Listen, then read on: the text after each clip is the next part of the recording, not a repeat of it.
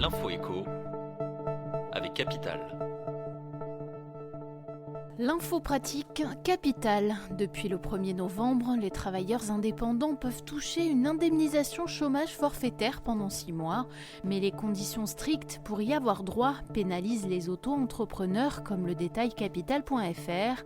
D'une part, leur entreprise doit avoir fait l'objet d'un jugement de liquidation judiciaire ou d'un redressement judiciaire. Or, peu d'entre eux passent par cette procédure. En outre, beaucoup ne peuvent justifier de revenus annuels supérieurs à 10 000 €, un des critères exigés. Au final, rares sont les auto-entrepreneurs qui devraient pouvoir bénéficier de ce dispositif. Le coup de gueule du jour est poussé contre les récentes critiques à l'encontre du prêt à taux zéro et du dispositif Pinel.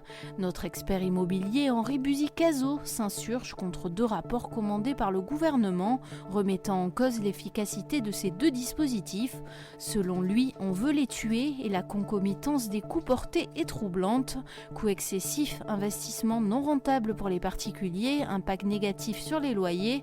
Henri Buzy-Cazot remet en cause les reproches adressés au PTZ et au Pinel.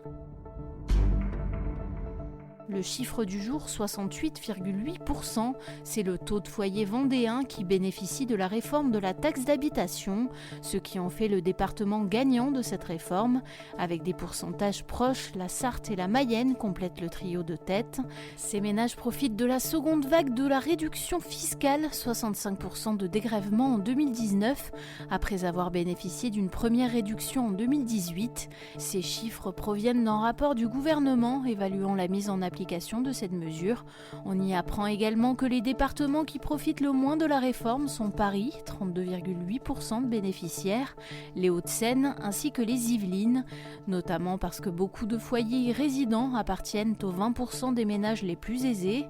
Ces derniers devront attendre 2023 pour être totalement dispensés de la taxe d'habitation. On termine avec EDF et Enedis, une nouvelle fois dans la tourmente. Une habitante d'Arras a décidé de les poursuivre en justice pour surfacturation abusive. Depuis l'installation de son compteur Linky, cet octogénaire a vu sa facture d'électricité quadrupler, passant de 100 à 400 € par an. Accusée par EDF d'avoir trafiqué son ancien compteur, elle a décidé de ne pas se laisser faire et de saisir la justice. Le tribunal d'Arras doit se prononcer sur cette affaire le 22 novembre prochain. C'était l'info écho avec Capital.